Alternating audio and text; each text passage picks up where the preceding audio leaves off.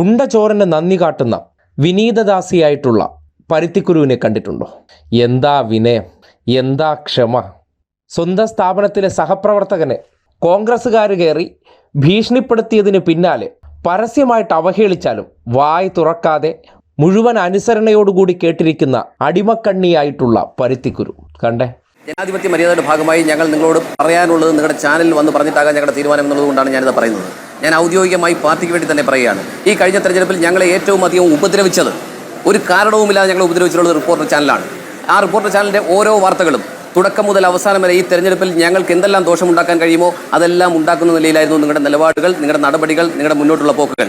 അതിന് ഒട്ടനവധി ഉദാഹരണങ്ങൾ ഞങ്ങളുടെ കൈവശമുണ്ട്. വേണമെങ്കിൽ ഞങ്ങൾക്ക് നിങ്ങളുമായി സംവദിക്കാൻ തയ്യാറാണ്. നിങ്ങൾ 1 മണിക്കൂർ ചർച്ച വെച്ചോളൂ. നിങ്ങൾ ഞങ്ങളോട് കാണിച്ചിട്ട പാതകളെ സംബന്ധിച്ച് എണ്ണി പറയാൻ തയ്യാറാണ്. ഒരു കാര്യം മാത്രം മനസ്സിലാക്കണം, ഇത് ജനാധിപത്യമാണ്. ഈ ജനാധിപത്യത്തിൽ മുന്നോട്ട് പോകുമ്പോൾ മാധ്യമങ്ങൾക്കൊരു ധർമ്മമുണ്ട്. ആ മാധ്യമം ഇൻഡിപെൻഡൻ്റ് ആയിരിക്കണം.